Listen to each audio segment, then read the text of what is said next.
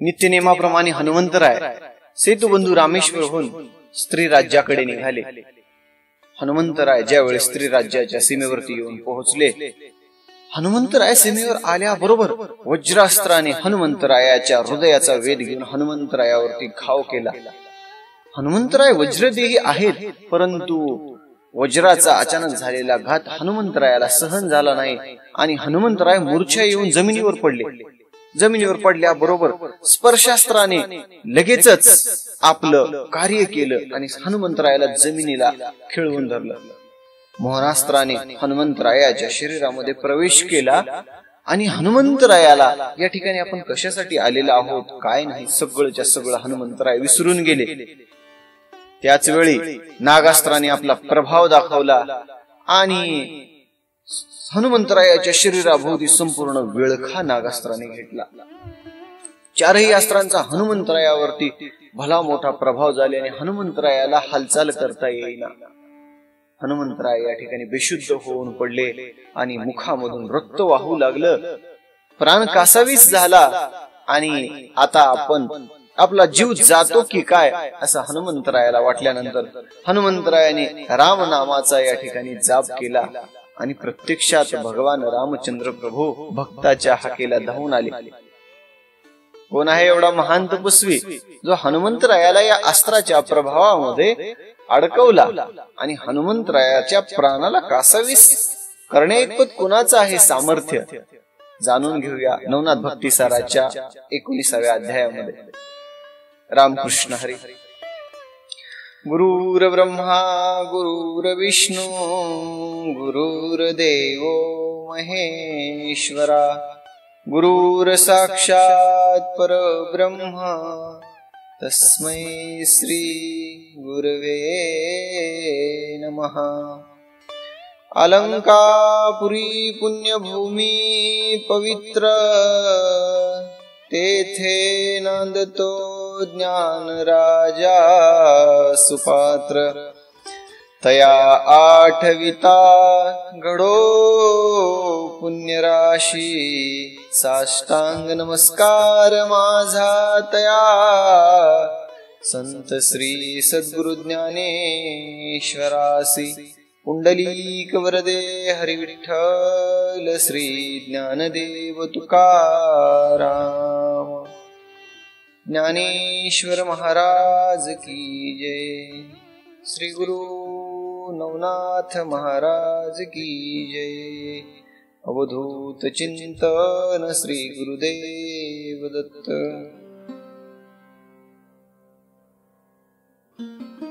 कानिफनाथांनी आपल्या गुरुवर्याला जालिंदरनाथाला गर्तेमधून बाहेर काढलं आणि त्या खड्ड्यातून बाहेर काढून आपल्या गुरुला त्या त्रासामधून मुक्त केले. त्याचप्रमाणे गोरक्षनाथही आपल्या गुरुवर्याला स्त्री राज्यातून बाहेर काढावं, आपल्या गुरु राज्याला स्त्री राज्यातून बाहेर आणावं या उद्देशानं गुरु गोरक्षनाथ विचार करत आहेत. आपल्या गुरुवर्याला आपण बोलवून कसं आणावं? मी हीन दीन शिष्य तपश्चर्येला बसलेला 12 वर्ष उलटून गेली. माझे गुरुवर्य सुखाच्या सागरामध्ये सुखाच्या शय्येमध्ये आनंदाने लोळत आहेत. पंचपक्वानांचं भोजन आहे, भरजरी वस्त्र प्रधान करून राजसुख सगळं या ठिकाणी ऐश्वर्य या ठिकाणी भोगणारे माझे गुरु माझ्यासारख्या या भिकारड्या शिष्याला ओळखतील तरी कसे? आणि आपल्या गुरुवर्याला स्त्री राज्यातून बाहेर कसं काढायचं हा मोठा प्रश्न गोरक्षनाथाला सतावू लागला. आणि या सुखाच्या सागरामध्ये आनंदात पहुडले असणारे गुरुवर्य त्यांना मी जर स्त्री राज्यामध्ये त्यांना आणण्यासाठी जर गेलो, त्यांना कदाचित माझा राग येईल, मला ओळख सुद्धा देणार नाही. आणि असं जर झालं तर मी गुरुवर्याला कसं आणू? अतिशय चिंतेमध्ये व्याकुळ आहे. एकदा माणसाला जर पंचपक्वानांची जर सवय लागली तर ते शिळे तुकडे कशाला खाईल? भोग विलासामध्ये रममान झालेलं मन पुन्हा या योग साधनेमध्ये कशाला येईल?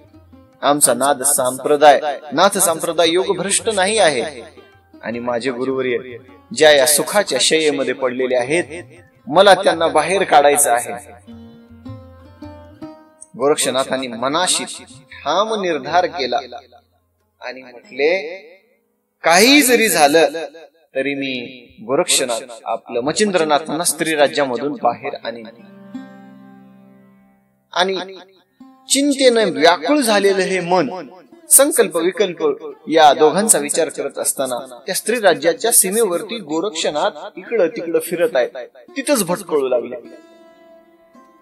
त्यावेळी कलिंगा नावाची एक वेश्या आपल्या मैत्रिणींसह रथ घेऊन स्त्री राज्याच्या दिशेने निघालेली होती.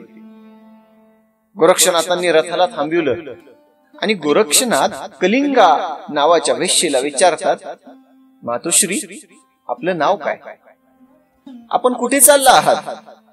असं म्हणाल्याबरोबर कलिंगा म्हणते, मी कलिंगा, मी वेश्या आहे, मी नृत्यांगना आहे, मी नृत्य करते, गायन करते.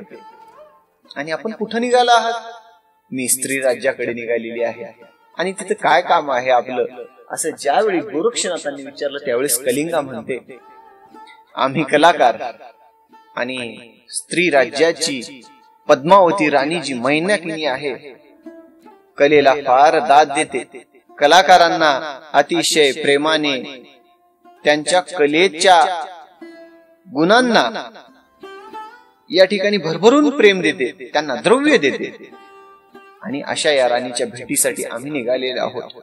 आपल्या कलेनं राणींना राजांना मंत्रमुग्ध करावं आणि त्यांच्याकडून काहीच द्रव्य प्राप्त करून घ्यावं, ही आमची साधी भोळी भाबडी अपेक्षा. गोरक्षनाथांनी हात जोडून विनंती केली, मातोश्री, मलाही तुमच्या समवेत यायचं आहे. मलाही तुम्ही स्त्री राज्यामध्ये घेऊन जाचाल का? आता या स्त्री राज्यामध्ये जात आहेत, ज्या अर्थी या स्त्री राज्यामध्ये जात आहेत, आपली गुरु मच्छिंद्रनाथांची भेट होईल आणि गुरुवर्य काय करत आहे, त्यांना त्या राज्यामधून बाहेर काढण्यासाठी काही प्रयोजन करता येईल का, या उद्देशानं त्यांच्या मनामध्ये विचारचक्र फिरू लागला. आणि काही केलं तर या स्त्री समवेत, या स्त्रियांसमवेत आपण जायचं आणि आपल्या मच्छिंद्रनाथांना स्त्री राज्यामधून बाहेर आणायचं. मनाच्या ठिकाणी ठाम निर्धार केला आणि विनंती करून म्हणाल्यावर कलिंगा म्हणाली, महाराज, आपल्याकडे काय कला आहे आणि तुम्हाला कसं म्हणून घेऊन जावं आम्ही? असं म्हणाल्याबरोबर गोरक्षनाथ म्हणतात, मी या ठिकाणी खूप छान प्रकारे मृदंग वाजवतो आणि सुस्वर असं गायन करतो. या सगळ्या कला मला या ठिकाणी अवगत आहेत आणि या कला अवगत असल्यामुळं आपण मला घेऊन चला. असं म्हणाल्याबरोबर कलिंगा म्हणाली, तुम्हाला जर एवढ्या खरोखर जर कला येत असतील तर आम्हाला दाखवा म्हणली, या ठिकाणी इथंच दाखवा, बघूत म्हणले तुमच्या कला, तुमचं सामर्थ्य तुमच्यामध्ये काय आहे, कसं आहे. गोरक्षनाथांनी म्हटलं, ठीक आहे म्हणले, हातच्या काकणाला आरसा कशाला, आणि परीक्षा घेतल्याशिवाय एखाद्यावर सहजासहजी विश्वास ठेवू नये. असं गोरक्षनाथांनी म्हटलं. अमृताची परीक्षा करण्यापेक्षा अमृत पिल्यानंतर माणूस खरंच अमर होतो काय, या परीक्षेमध्ये पडण्यापेक्षा प्रत्यक्षात प्राशन करून त्याची परीक्षा घ्यावी आणि म्हणले अनुभव घेऊन बघावा. परीस लोखंडाला लावल्यावर सोनं होईल हे तर्क वितर्क करण्यापेक्षा डायरेक्ट लोखंडाला लावून पाहावं आणि काय होतं ते पाहावं. असं म्हणाल्याबरोबर त्या नृत्यांगना ज्या होत्या त्या नृत्यांगनांनी आपल्या सोबत तंबोरा, वीणा, मृदंग, तबला असे सगळे साहित्य आणलेले होते. त्या कलिंगेनं आपल्या सहकार्यांना नृत्यांगनांना सांगितलं, सगळं साहित्य द्या म्हणले, आपण बघूया यांच्यामध्ये कला आहे का खरंच. सगळं संगीताचं साहित्य, सगळे वादक, सगळे वादन त्या ठिकाणी गोरक्षनाथांसमोर ठेवले. एका झाडाखाली बसले. घनदाट अशी झाडाची सावली आहे, विस्तीर्ण मोठा वृक्ष आहे आणि त्या वृक्षाच्या छायेमध्ये कलिंगा, तिच्या सोबतच्या असलेल्या तिच्या मैत्रिणी, नृत्यांगना आणि गोरक्षनाथ एवढे या ठिकाणी आहेत. ते साहित्य काढल्यानंतर गोरक्षनाथांनी गंधर्व प्रयोग मंत्राचा प्रयोग केला आणि त्या विभूती अभिमंत्रित करून आपल्या माथ्याला लावली. आणि माथ्याला लावल्यानंतर तोच मंत्र विभूतीचा हात त्या वाद्यांना स्पर्श केला. अहो, आमच्या नाथामध्ये एवढं सामर्थ्य आहे, हे वाद्य वाजवणं काय नाथाच्या काय मोठी गोष्ट आहे नाथांसाठी आमच्या. आणि ज्यावेळी त्या वाद्यांना आपला अमृत हस्ते स्पर्श केला त्यावेळी ती वाद्य आपोआप वाजू लागली. काय जादू आहे, काय मंत्रप्रयोग आहेत, किती शक्ती आहे या मंत्रप्रयोगामध्ये. आणि गोरक्षनाथांनी गायनास सुरुवात केली. गायन करत आहेत. प्रत्यक्षात स्वर्गीचे या ठिकाणी गंधर्व येऊन गायन पृथ्वी तलावर करावं का काय, एवढं सुस्वर आणि मधुर गायन. आणि ते वाद्य आपोआप वाजत आहेत. तंबोरा, मृदंग, विना आपोआप वाजत आहेत. हे सगळंच्या सगळं दृश्य त्या नृत्यांगनांनी पाहिलं आणि कलिंगेच्या मनामध्ये विचारांचं चक्र सुरू झालं. हा कोणी साधारण मनुष्य नाही आहे. प्रत्यक्षात गंधर्वांनी मानवाचा वेश धरून पृथ्वीवरती अवतार घ्यावा आणि ही कला दाखवावी. गोरक्षनाथाच्या कलेला मोहित झाली. काय म्हणावं, कुठल्या शब्दामध्ये या ठिकाणी कौतुक करावं. कलिंगेला काहीच सुचायला तयार नाही. अतिशय मोहित होऊन सगळेच्या सगळे पाहू लागले. काय आश्चर्य आहे, काय ताकद आहे यांच्या साधनामध्ये, किती तेज आहे. एवढं सुस्वर आणि गंधर्व असं गायन करणारे काय कलाकार आहे, काय कला आहे अंगामध्ये. आणि ज्याच्या अंगामध्ये एवढं सामर्थ्य आहे, गोरक्षनाथांच्या कलेला या ठिकाणी मोहित होऊन वृक्ष आपोआप डोलू लागले. फांद्या हलू लागल्या वृक्षाच्या. सुस्वर एवढं गायन. आणि प्रभावित झालेली कलिंगा म्हणते, इतकी वेळ गोरक्षनाथ कलिंगेला म्हणत होते, मला आपल्या समवेत घेऊन चल. परंतु नाथांचा तो प्रभाव पाहिला आणि यांना जर आपल्या समवेत घेतलं तर यांच्या कलेच्या या सामर्थ्याने आपल्याला अजून द्रव्य भेटेल आणि अजून आपल्याला मदत होईल. आणि यांना जर आपण सोबत घेतलं तर खरंच म्हणजे आपल्याला काहीच कमी पडणार नाही. आणि कलिंगेला काही केलं तर ते त्यांचं कौतुक करायचं मनामध्ये येऊ लागलं आणि ती लपवूच शकली नाही. आणि कौतुक करत म्हणाली, महाराज आपण आमच्या समवेत यावं. धन्य आहे आपली कला, धन्य आहेत आपले हे गायनाचे हे बोल, धन्य आहे आपली ही रचना. आणि आम्ही तुम्हाला विनंती करतो, तुम्ही आमच्या समवेत चला. सुखसंवाद दोघांचा झाला, बोलणं झालं. आणि कलिंगेला मोठा प्रश्न पडला, कोण आहे हा साधक, काय आहे याचं नाव, आपण विचारून तरी घ्यावं. असं म्हणाल्यावर कलिंगा नाथांना म्हणते, हे साधू महाराज, आपलं नाव काय आणि आपण कुठल्या कारणासाठी या ठिकाणी आलेला आहात. असं म्हणाल्यावर गोरक्षनाथाच्या मनामध्ये विचार आला. म्हणजे आपण या ठिकाणी आपल्या गुरुला आणण्यासाठी चालू निघालेलो आहोत आणि गुप्त कार्य आहे. आपलं खरोखर नाव कलिंगेला कशाला सांगावं. असं म्हणून गोरक्षनाथांनी माझं नाव पुरोळा आहे असं खोटं नाव सांगितलं. आणि कलिंगा म्हणाली, महाराज आमच्याकडून आपली काय अपेक्षा आहे असं म्हणाल्यावर गोरक्षनाथ म्हणतात, माझी या संसारामधून काही अपेक्षा नाही. संसारामधून विरक्त झालेलं माझं मन कुठल्या द्रव्याला भाळत नाही, कुठल्या द्रव्याची गरज नाही, कुठल्याच या गोष्टीची मला गरज नाही. कामसुखाच्या अपेक्षेची, कामसुखाचं तर दूर दूर पर्यंत आपला संबंध नाही. आणि संसाराच्या या प्रत्येक गोष्टीमधून अलिप्त झालेलं माझं असं मन आहे. काही नाही, मला द्रव्य नका, मला धन नका, मला कामसुख नका, मला काही नका. फक्त एक टायमाचं जेवण माझ्या पोटाला दिलं बस, माझ्यासाठी तेवढंच आहे. अखंड रामनामाच्या सेवेमध्ये, अखंड नामस्मरणामध्ये तल्लीन असणाऱ्या आमच्या देहाला काय लागणार आहे दुसरे? आणि पृथ्वी तलावर मुक्तपणे स्वैरपणे भटकंती करणारं आमचं साधूच या ठिकाणी आयुष्य काय लागणार आहे त्या आयुष्याला? या ठिकाणी सगळ्या नृत्यांगना होता.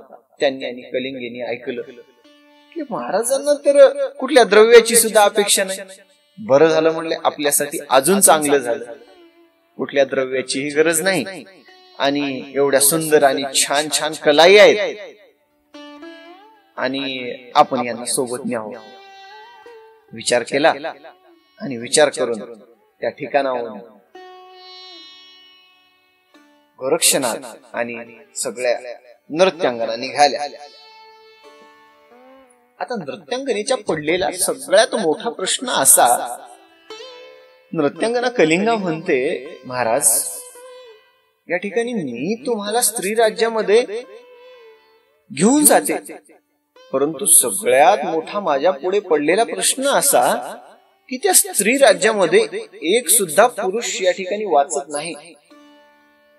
हनुमंतरायाच्या भुभुक्कारामुळे आणि हनुमंतराय ऊर्ध्वरेता असल्यामुळं त्यांच्या भुभुक्काराच्या प्रभावाने जे स्त्रियांचे गर्भ आहेत, स्त्रियांचे गर्भ टिकतात आणि पुरुषांचे गर्भ या ठिकाणी गळून जातात.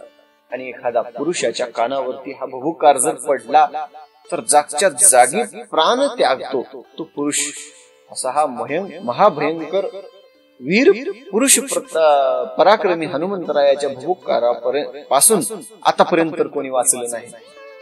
आणि आपल्याला न्यावं कसं या स्त्री राज्यामध्ये?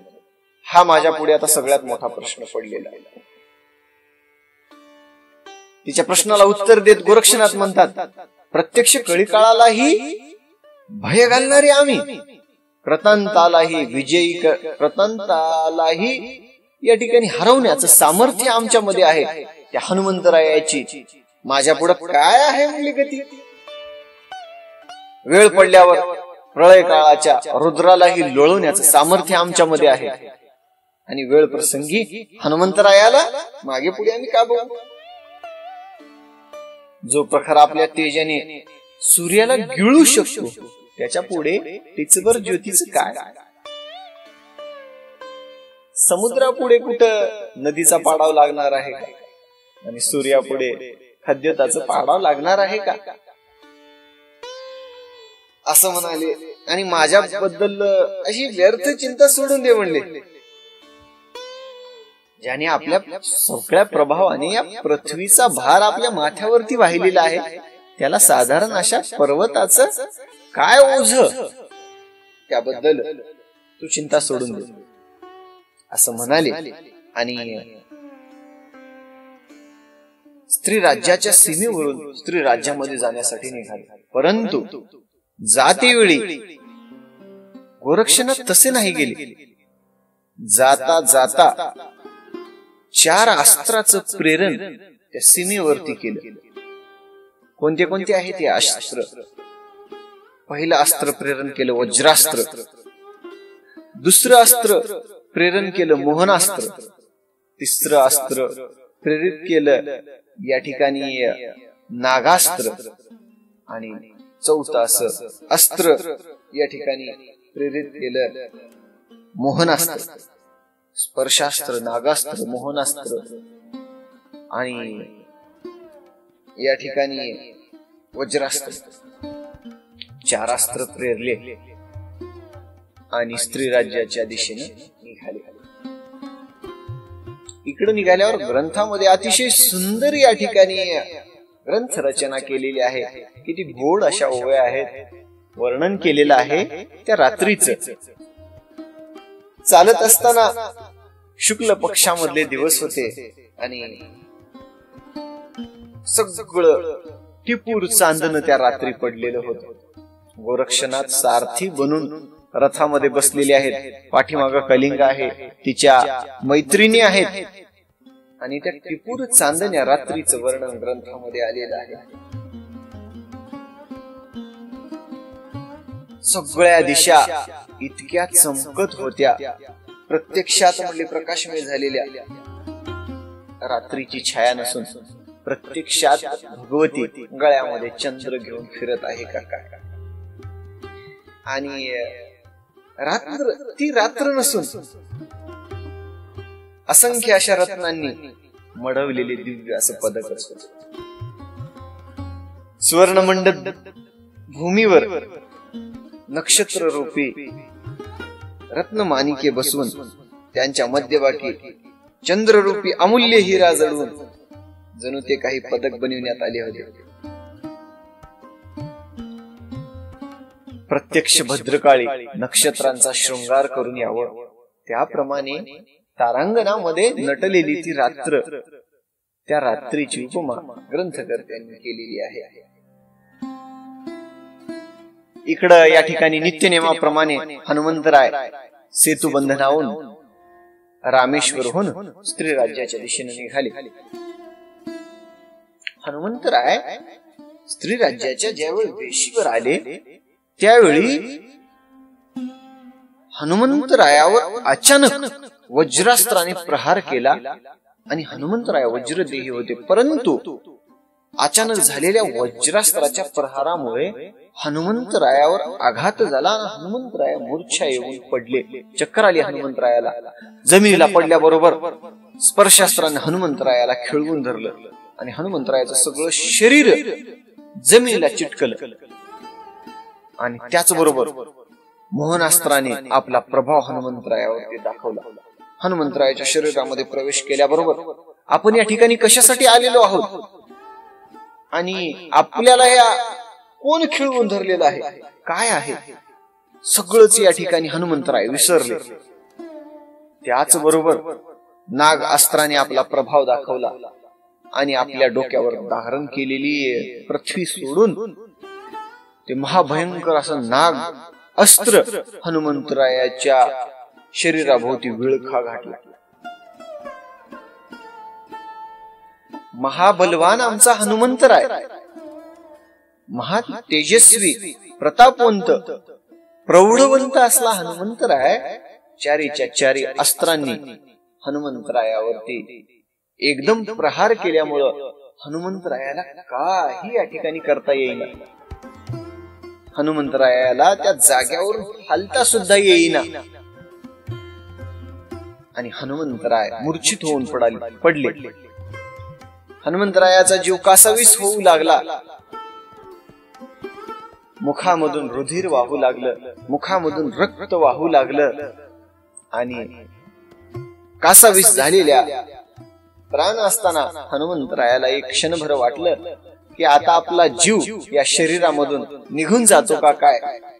असं वाटल्याबरोबर माझा काळ आला आणि या काळातून मुक्त करणारे केवळ आणि केवळ या ठिकाणी करुणानिधी रामचंद्र प्रभू आहेत आणि तेच मला या अस्त्राच्या प्रभावातून मुक्त करतील. संकट आल्यावर रामनामाचा जप केला आणि हनुमंतरायाचं या ठिकाणी संकट आलेलं त्या जे ओव्या आहेत त्या ओव्या ऐकूया. काय म्हणतात ग्रंथ करते. तरी माझा काळ आला आता स्मरावे श्रीरामाला, ऐसा विचार करून स्वचित्ताला आठविले श्रीरामा ते. हे दयार्णव कुळभूषणा सीतापते रघुनंदना दशग्रीवांतका भक्त दुःख मोचना धाव पाव वेगेसी। श्रीरामा, तुमचा हा भक्त हनुमंतराय अतिशय संकटामध्ये पडलेला आहे। माझा काळ आलेला आहे आणि या भीषण अशा परिस्थितीमध्ये आपल्या भक्ताला सहाय्य करा।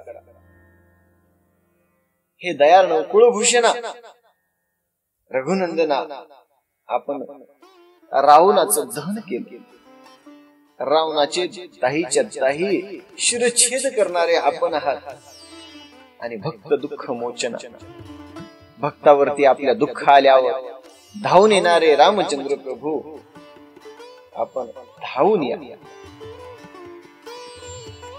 हे करुणानिधे ताटिकांतका मुनी मनोरंजना रघुकुळ टिळका अयोध्याधीशा प्रतापारका धाव पाव वेगेसी। हे श्रीराम श्याम तनुधारका एक वचनी व्रतदायका एक पत्नी बाणनायका धाव पाव वेगेसी।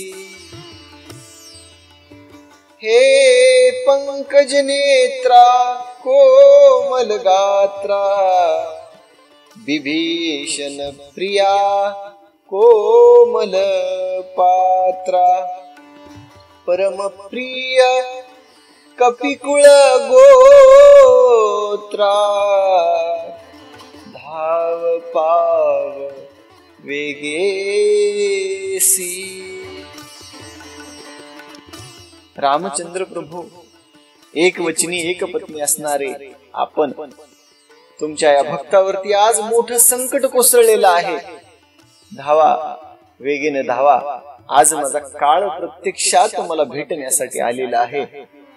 अशी रामचंद्र प्रभूची मनामधून स्तुती केली आणि आपल्या भक्ताच्या हाकेला धावून येणारे श्रीरामचंद्र प्रभू प्रत्यक्षात हनुमंतरायाची या ठिकाणी करुणारूपी स्तुती ऐकली आणि आपला भक्त संकटामध्ये आहे आणि आपल्या भक्तावर आलेले हे संकट आपल्याला सोडवलंच पाहिजे।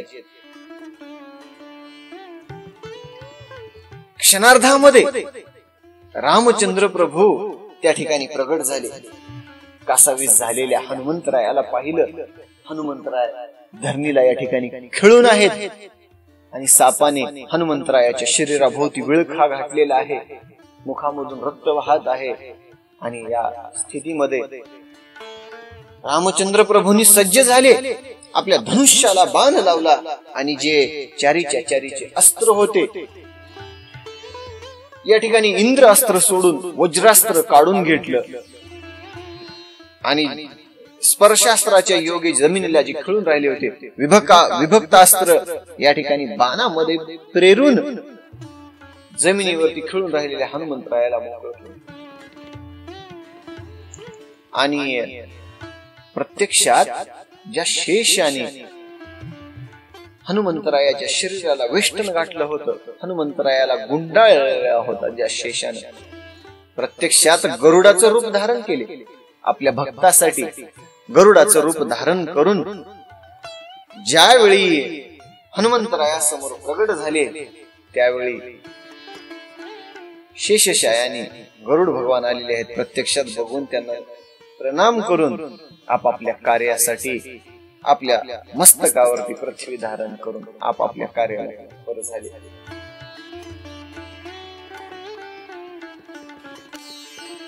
आणि सगळेच्या सगळे जे अस्त्र हे प्रेरित केलेले होते, सगळ्या अस्त्राला रामचंद्र प्रभूच्या या प्रभावामध्ये आल्यावर मोहन अस्त्र बाकी अस्त्रांची काय धडगड. प्रत्यक्षात भगवंत या ठिकाणी प्रगट झाल्यानंतर आपल्या भक्ताला संकटातून सोडवायला काय कमी करणार आहेत.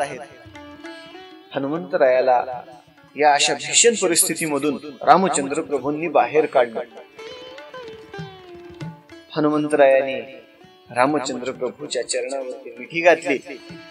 आपल्या प्रभूला कडकडून मिठी घालून रामचंद्र प्रभू म्हणतात, हे दयानिधी, हे दयार्णवा, आपल्या भक्ताच्या एका हाकेला धावून येणारे रामचंद्र प्रभू, आपण आज माझ्या प्राणाचं रक्षण केलं आणि आपल्या या भक्ताच्या हाकेला आपण गडबडीनं धावून आला आणि धन्य झालं. रामचंद्र प्रभू म्हणतात, हनुमंतराया, तुझ्या संरक्षणासाठी, तुझ्या रक्षणासाठी आजपर्यंत मी 3 वेळा धावून आलेलो आहे, परंतु या वेळ ही अतिशय भयंकर अशी वेळ आहे आणि या वेळेमध्ये या कोण या ठिकाणी तुमचा शत्रू आहे, कोण तुमच्या जीवावरती उठलेला आहे. आणि असं म्हणाल्याबरोबर हनुमंतराय म्हणतात, प्रभू काय माहिती, आपल्या या भक्तावरती प्रत्यक्षात एवढं मोठं संकट आणणारा कोण आहे मला माहिती नाही. आणि मला या ठिकाणी एकाएकी घात झाला माझ्यावरती. या ठिकाणी आल्याबरोबर जमिनीला खेळून राहिलो आणि माझ्या या ठिकाणी विचार करण्याची क्षमता खुंटली आणि मी कशासाठी आलेलो आहोत, माझी विचार क्षमता खुंटल्यामुळे माझ्या काही लक्षामध्ये यायला तयार नाही. आणि प्रत्यक्षामध्ये माझ्या समोर मुजरपणा करेल असं या ठिकाणी कोणामध्ये सामर्थ्य नाही. आणि तुमच्या भक्तावरती संकट आणण्याचं सामर्थ्य या भूतलावर कोणाचं आहे. आणि म्हणले, तुमच्या या दूताच्या वाटेला कोणी जाणार नाही, परंतु म्हणले सध्याच्याला नाथ संप्रदाय चर्चेत आहे बघा. नाथ पंथ चर्चेत आहे, त्यांच्यापैकीच कुणाचं तरी हे कार्य असावं. असं म्हटल्याबरोबर रामचंद्र प्रभू म्हणतात, हनुमंतराया, तुम्ही जसं माझे भक्त आहात तसं हे नाथ जती सुद्धा माझे भक्त आहेत आणि त्यांच्यावरती सगळ्या देवांची कृपा आहे. सगळे अस्त्र त्यांना अवगत आहेत, सगळ्या विद्यामध्ये निपुण आहेत आणि ते नाथ जती त्यांच्यापैकीच कुणाचं तरी हे कार्य असावं. रामचंद्र प्रभूंनी डोळे मिटले आणि डोळे मिटून रामचंद्र प्रभूंनी पाहिलं की हा पराक्रम कुणाचा आहे. त्यावेळी प्रभूंच्या लक्षात आलं की ही सगळी करणी गोरक्षनाथाची आहे. आणि हनुमंतरायाला सांगतात, अरे हनुमंता, हा गोरक्षनाथ तर प्रत्यक्षात हरिनारायणाचा अवतार आहे आणि तुम्ही एकमेकांशी युद्ध करू नये म्हणले. तुम्ही जसे भक्त तसं तेही माझे भक्त आहेत म्हणले, निस्सिम भक्त आहेत. आणि हनुमंतरायांनी ऐकलं की आता गोरक्षनाथ आलेले आहेत, 100% आपल्या गुरुवर्याला या राज्यामधून नेण्यासाठी आलेले आहेत आणि काहीतरी करून आपण त्यांना अडवलं पाहिजे. हनुमंतरायाने मनाच्या ठिकाणी निर्धार केला. रामचंद्र प्रभूंना म्हणतात, प्रभू, गोरक्षनाथ जर आलेले असतील का, आपण त्यांच्या दर्शनाला जाऊ. आणि असा हनुमंतरायाने म्हणाल्याबरोबर रामचंद्र प्रभूला लक्षातच येईना हनुमंतराय असं का म्हणत आहेत. असं म्हणाल्याबरोबर हनुमंतरायाने आपल्या मनामधला जे भाव आहे ते प्रभूंना बोलून दाखवला. प्रभू, पाठीमागे ज्यावेळी मैनावतीला मी वचन दिलं होतं, तिच्या मैनावतीच्या वचनामधून मुक्त होण्यासाठी मी गुरु मच्छिंद्रनाथांना स्त्री राज्यामध्ये पाठवलेलं आहे. आणि जर गोरक्षनाथ जर स्त्री राज्यामध्ये गेले तर आपल्या गुरुवर्याला घेऊन येतील. असं म्हणाल्याबरोबर रामचंद्र प्रभूंनी होकार दिला. चला म्हणजे जाऊया आपण. आणि गोरक्षनाथ आणि त्या नृत्यांगना या ठिकाणी रात्रीचा प्रवास करून चिनापट्टण नावाचे एक गाव होतं. चिनापट्टण नावाच्या गावामध्ये आता मोठी रात्र झाली. आजची रात्र आपण या ठिकाणी मुक्काम करावा म्हणून त्या ठिकाणी वास्तव्य केलं. दिवसभराच्या पोळ्यामुळे त्या नृत्यांगना त्या ठिकाणी झोपी गेल्या. परंतु आपल्या गुरुने दिलेला गुरुमंत्र जप करत गोरक्षनाथ मात्र आपल्या साधनेमध्ये डोळे झाकून तपश्चर्येमध्ये लीन आहे. हनुमंतरायांनी गोरक्षनाथाच्या दर्शनाचा आग्रह धरल्यामुळं रामचंद्र प्रभूंनी होकार दिला आणि चला म्हणले आपण गोरक्षनाथांचं दर्शन करूया. दोघेही निघाले आणि आपला वेश पालटला आणि एका साधूचा वेश धरला. दोघेही साधूच्या वेशामध्ये, ब्राह्मणांच्या वेशामध्ये त्या ठिकाणी प्रगट झाले. चिनापट्टण मध्ये आले. बघितलं आणि मध्यरात्रीचा वेळ होता. मध्यरात्रीच्या वेळी असं अचानकपणे दोन विप्र त्या ठिकाणी प्रगट झाले. गोरक्षनाथ आपल्या नामस्मरणामध्ये तल्लीन आहेत. गुरुने दिलेला गुरुमंत्र जपत आहेत. रामकृष्ण हरे रामकृष्ण हरे रामकृष्ण हरे. मुखामध्ये अहर्निशी गुरुच्या मंत्राचं स्मरण सुरू आहे आणि गुरुने दिलेल्या मंत्राचा जप करत ध्यानामध्ये मग्न अशा अवस्थेमध्ये आहेत. त्या ठिकाणी दोघ जण या विप्र वेशामध्ये प्रगट झाले आणि गोरक्षनाथाची स्तुती करतात. दोघांनी अगोदरच ठरवून आलं होतं, ठरवले होते या ठिकाणी गोरक्षनाथांना भेटायचंय, त्यांची स्तुती करायची, त्यांना प्रसन्न करून घ्यायचं आणि त्यांना प्रसन्न करून तुम्ही स्त्री राज्यामध्ये जाऊ नका असं विनंती करायची आणि गेलो तरी मच्छिंद्रनाथांना वापस या ठिकाणी आणू नका अशी विनंती करून त्यांना गोड गोड बोलून त्यांना घेऊन यायचं इकडे. या दोघांचा बेत अगोदरच ठरलेला होता. दोघे या ठिकाणी हात जोडून उभे राहतात. गोरक्षनाथासमोर म्हणतात, महाराज आम्ही विप्र या ठिकाणी वांथस्थ आहोत आणि मार्गक्रमण करत करत या ठिकाणी पोहोचलेले आहोत. कोणतं आहे हे गाव? गोरक्षनाथांनी म्हटलं, चिनापट्टण आहे या गावाचं नाव आणि आम्हीही तुमच्यासारखेच पांथस्थ आहोत. मार्गक्रमण करत करत आम्ही या ठिकाणी येऊन थांबलेलो आहोत. महाराज आपलं नाव काय? या देहाला गोरक्ष म्हणतात. नाथ संप्रदायाचा हा जती आहे. आपली ओळख सांगितल्यावर त्या दोघांनी विप्रांनी आपापली नावं सांगितली आणि गोरक्षनाथाची स्तुती करायला सुरुवात केली आणि म्हटले, महाराज तुम्ही धन्य आहो म्हणले.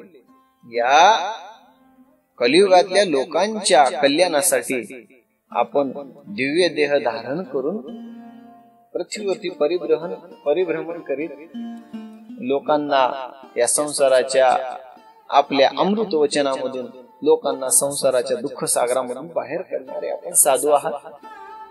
ही नदीनं दुःखितांना सगळ्यांना आपल्यामध्ये सामावून घेणारे, प्रत्येकांच्या दुःखाला दाहून जाणारे आपण आहात महाराज आणि कृपेचा दयासागर असणारे आपण आमच्यावरती कृपा करा आणि आम्हाला एक गोष्ट पाहिजे आहे, आपल्याकडून एक वचन पाहिजे आहे, कृपा करून त्याची पूर्तता करा. मच्छिंद्रनाथ विचारामध्ये पडले आणि म्हटले, मध्यरात्रीची वेळ आहे, जवळपास म्हणले या ठिकाणी 2, 2:30, 3चा प्रहर आहे आणि 3 वाजताच्या या मध्यरात्रीच्या काळामध्ये स्त्री राज्यामध्ये यांनी आले कसे काय? हनुमंतरायाच्या भूपकाराच्या प्रभावे या ठिकाणी माणसं जाग्यावरती जीव सोडून देतात. सगळं भूप्रदेशांना सगळ्यांना माहित आहे आणि या ठिकाणी हे आले आहेत कसं काय. परंतु जाऊ दे म्हणले, आले तर आले. सध्या जर या ठिकाणी आता पाहिलं, एक शिंगी आहे, एक शैली आहे, मुद्रा धारण केलेली आहे, झोळी आहे आणि कुबडी, फावडी आणि कंथा, घुंगडी, झुळी जर सोडलं, एवढं सोडलं तर माझ्याकडे हाय काय म्हणले मागण्यासारखं आणि यांना मी देण्यासारखं. गोरक्षनाथाला प्रश्न पडला आणि म्हणले, यांनी मागण्याच्या अगोदरच म्हणलंय तर आम्हाला वचन द्या, देता म्हणून. गोरक्षनाथांनी विचार केला आणि मनामध्ये विचार करून विचार करतात, ज्या अर्थी आपण वज्रास्त्र, स्पर्शास्त्र, मोहनास्त्र आणि नागास्त्र 4 प्रकारची अस्त्रे प्रेरित केलेली असताना या ठिकाणी इथं येण्याचं सामर्थ्य कुण्या मनुष्यामध्ये नाहीच. आणि प्रत्यक्ष ऊर्ध्वरेत असणाऱ्या हनुमंतरायाच्या भोकारा समोर या ठिकाणी कुठला मनुष्य जिवंत राहणार नाही. ज्या अर्थी या ठिकाणी इथपर्यंत येऊन पोहोचले, हे मनुष्य नाही आहे. मनुष्य रूपामध्ये जरी आले असले तरी प्रत्यक्षात स्वर्गीचे देव, गंधर्व, यक्ष, किन्नर अथवा कोणते तरी देवगण या ठिकाणी आहेत. मनाच्या ठिकाणी निर्धार केला आणि म्हणतात, महाराज माझ्याकडे देण्यासारखं काहीच नाही आहे आणि आपण माझ्याकडे मागत आहात, कृपा करून आपली ओळख सांगावी. त्यांना बोलून दाखवलं की या स्त्री राज्यामध्ये पुरुष जगत नाही हे सगळ्या जगताला माहित आहे आणि भयंकर मी प्रेरण केलेल्या या प्राणघातक अस्त्रात पुढे कुणाचा निभाव लागेल असं मला वाटत नाही आणि ते अस्त्र तोडून येण्याचं कोण्या मनुष्यामध्ये सामर्थ्य नाही. तेव्हा कृपा करून आपण कोण आहात मला सांगा.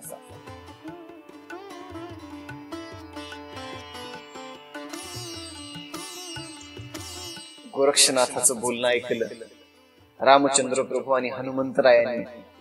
आता म्हणले, आता आपण हे रूप धरून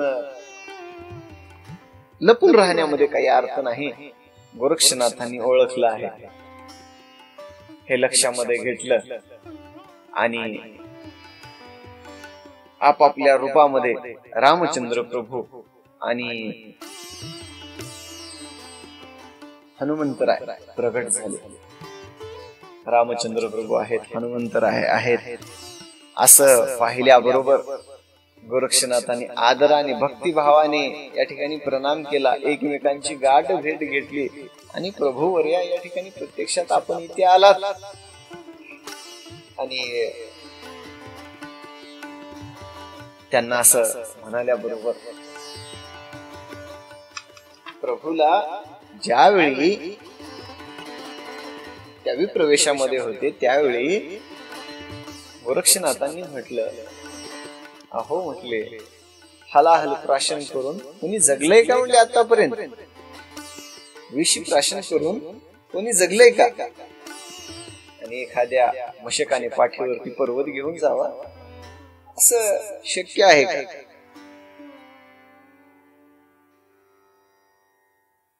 दोघांची भेट झाली, एकमेकांना नमस्कार केला आणि एकमेकाकडे पाहून दोघांनी स्मित हास्य केलं आणि रामचंद्र प्रभूंनी गोरक्षनाथाला विनंती केली. रामचंद्र प्रभू म्हणतात, गोरक्षनाथा, आपण कुठल्या उद्देशाने या ठिकाणी आलेले आहात आम्हाला माहित आहे, आम्हाला ज्ञात आहे. तेव्हा कृपा करून आपण काय करा, स्त्री राज्यामध्ये मच्छिंद्रनाथाला आणण्यासाठी निघालेले आहात, त्यामुळे तुम्ही त्यांना घेऊन येऊ नका. त्यांच्यावरती मोठा कार्यभार आहे आणि हनुमंतरायाच्या वचनामध्ये ते अडकलेले आहेत, तुम्ही त्यांना घेऊन येऊ नका. गोरक्षनाथांनी म्हटले, प्रत्यक्षात या ठिकाणी भगवंत जरी या ठिकाणी पृथ्वी तलावरती उतरले. माझे पितर त्यांनी प्रत्यक्षात जरी येऊन मला सांगितले की तू गुरु हो, मच्छिंद्रनाथाला घेऊन येऊ नको, मी त्यांचं सुद्धा ऐकणार नाही. माझा मनाच्या ठिकाणी ठाम निर्धार झालेला आहे. आमचा नाथ संप्रदाय संसाराच्या या भोगविलासामध्ये सुख मानणारा नाही आहे.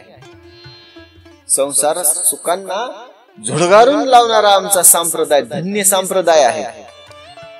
आणि आम्ही या सुखामध्ये रममान होऊन माझ्या गुरुवर्याला इथं मी असं खितपत पडू देईन, संसाराच्या या भोगविलासामध्ये इथं राहू देईन आणि आमच्या संप्रदायाला या ठिकाणी काळीमा फासू देईन का? नाही म्हणले. छे छे. आणि रामचंद्र प्रभूंनी केलेली ती विनवणी झडकारून लावली. रामचंद्र प्रभूला राग आला, परंतु रामचंद्र प्रभूंनी आपला राग शांत केला. हनुमंतरायाला तर एवढा राग आला, म्हटले हा गोरक्ष भगवान रामचंद्र प्रभू प्रत्यक्षात विनवणी करून सांगत आहेत की आपण जाऊ नका, मच्छिंद्रनाथाला आणू नका, तरी सुद्धा ऐकायला तयार नाही आहे. हनुमंतरायाला राग आला नाही. हनुमंतराय या ठिकाणी युद्धाच्या वेशामध्ये येताच रामचंद्र प्रभूंनी हनुमंतरायाला हाताला धरून थोडस बाजूला घेऊन गेले. रामचंद्र प्रभू हनुमंतरायाला म्हणतात, हनुमंतराया ही वेळ आहे का युद्धाची? आणि या ठिकाणी युद्ध करून काय अर्थ आहे, काय फायदा आहे? ज्या गोरक्षांनी अस्त्र प्रेरण केले त्या अस्त्रामध्ये तुमची काय अवस्था झाली होती माहित आहे का तुम्हाला? आत्ताच मी या ठिकाणी त्या अस्त्रामधून तुम्हाला बाहेर काढले. अजून या ठिकाणी युद्धाचं कशाला काढता तुम्ही?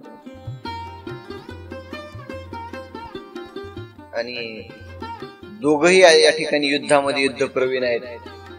आणि या ठिकाणी जर असा संवाद चालत राहिला तर युद्ध झाल्याशिवाय राहणार नाही.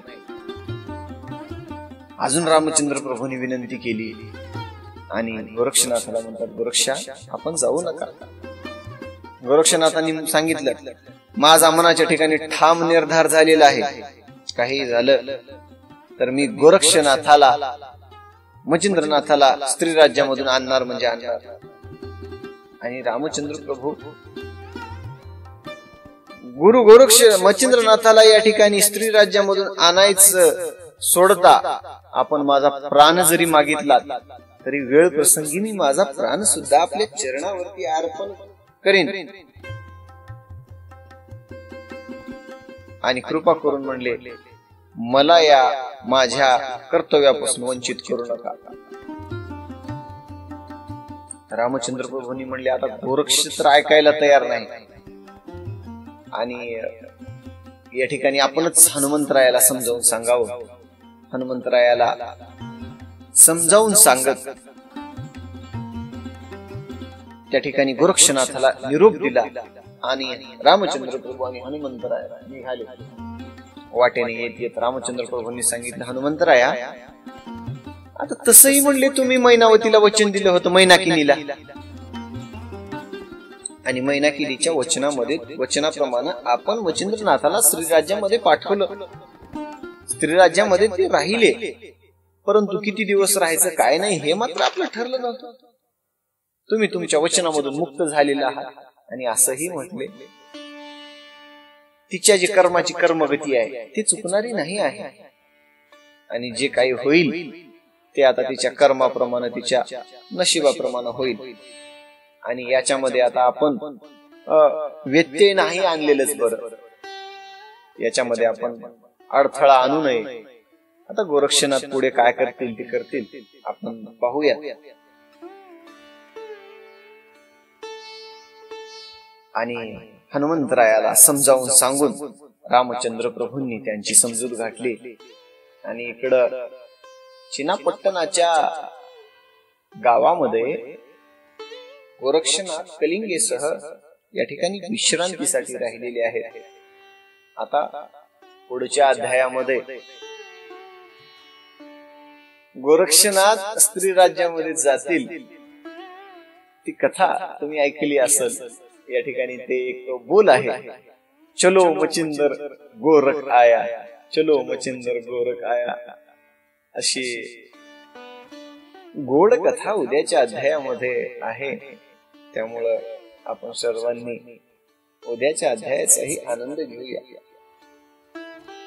आणि नवनाथ भक्तिसाराचा हा जो 19वा अध्याय आहे, या अध्यायाची फलश्रुती नाथ संप्रदायाने सांगितलेली आहे. या अध्यायाचं मनन, श्रवण, पठन केलं असता परमानंदकारक मोक्ष मिळेल असं या अध्यायाची फलश्रुती आहे. आणि अतिशय गोड अशा गोड गोड गोड कथा आहे. दिवसेंदिवस पुढे चालणाऱ्या या कथा अजून आनंददायक देणाऱ्या, या ठिकाणी मनुष्य जीवनाला संसाराच्या या व्यथामधून बाहेर काढणाऱ्या कथा आहेत.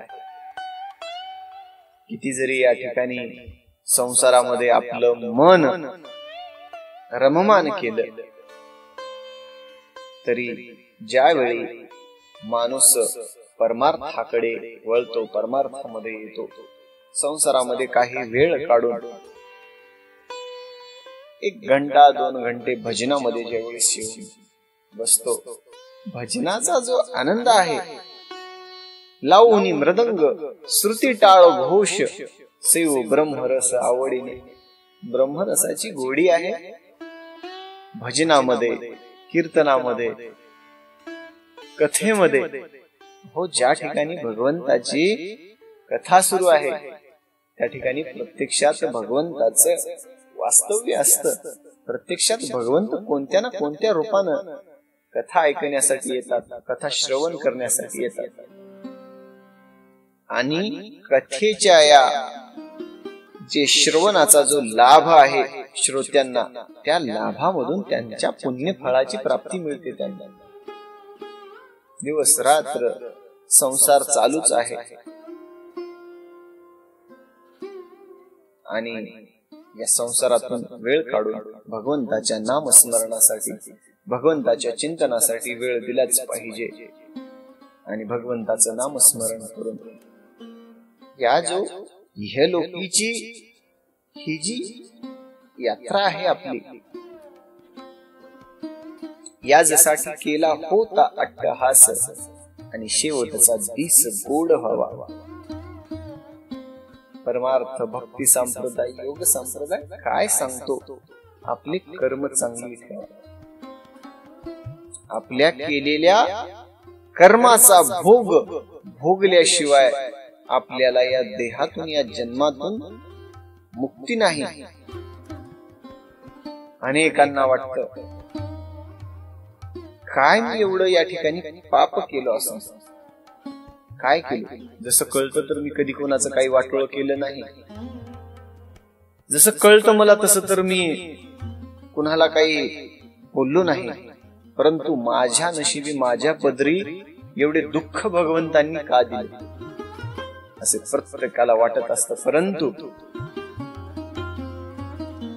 गेल्या जन्मीच्या कर्माचा भोग या जन्मीमध्ये भोगावा लागत असल्यामुळं या जन्मीचे कर्म चांगले जरी असले तरी सुद्धा त्या जन्मीच्या कर्माचा भोग मनुष्य जीवाला भोगावाच लागतो.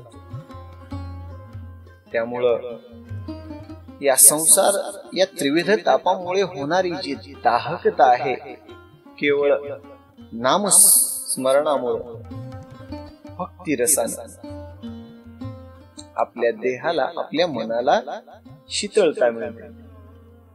समाधानामध्येच सगळ्यात मोठं सुख आहे. हेच आपला भक्ती संप्रदाय सांगतो.